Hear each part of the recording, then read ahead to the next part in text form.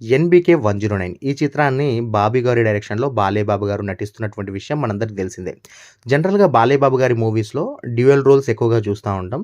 So, రీసెంట్‌గా 'భగవంత్ కేసరిలో' ఒకటి dual role మనం చూడలేదు.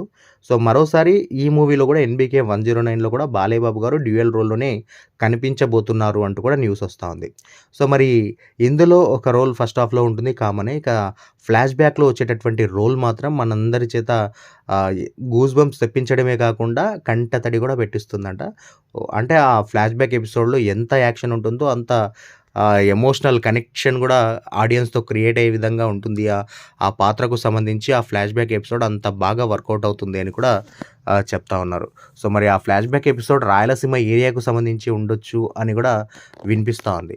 సో, చూద్దాం మరి రీసెంట్‌గా అనంతపూర్‌లో కూడా షూట్ అనుకోని కొన్ని అనివార్య కారణాల వల్ల షూట్ అయితే అక్కడ జరగలేదు.